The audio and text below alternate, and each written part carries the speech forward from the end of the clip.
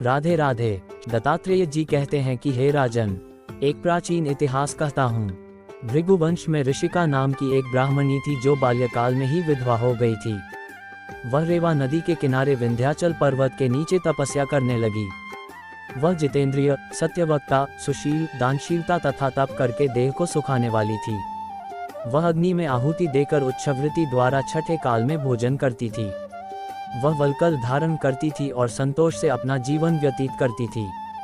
उसने रेवा और कपिल नदी के संगम में 60 वर्ष तक माघ स्नान किया और फिर वहीं पर ही मृत्यु को प्राप्त हो गई।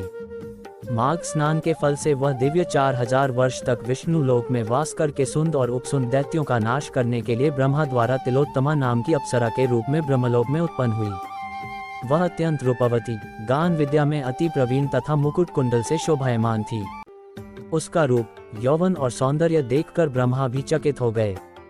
वह तिलोत्तमा रेवा नदी के पवित्र जल में स्नान करके वन में बैठी थी। तब सुंद व उपसुंद के सैनिकों ने चंद्रमा के समान उस रूपवती को देखकर अपने राजा सुंद और उपसुंद से उसके रूप की शोभा का वर्णन किया और कहने लगे कि कामदेव को लज्जित करने वाली परम सुंदरी स्त्री हमने कभी नहीं देखी, आप भी चलकर देखें। तब वह दोनों मदिरा के पात्र रखकर वहां पर आए जहां पर वह सुंदरी बैठी हुई थी और मदिरा के पान विह्वल होकर काम क्रीड़ा से पीड़ित हुए और दोनों ही आपस में उस स्त्री रत्न को प्राप्त करने के लिए विवादग्रस्त हुए और फिर आपस में युद्ध करते हुए वहीं समाप्त हो गए।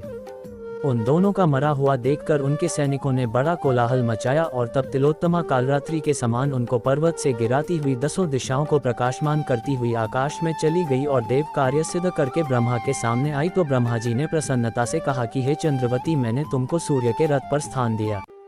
जब तक आकाश में सूर्य स्थित है, नाना प्रकार के भोगों को भोगो।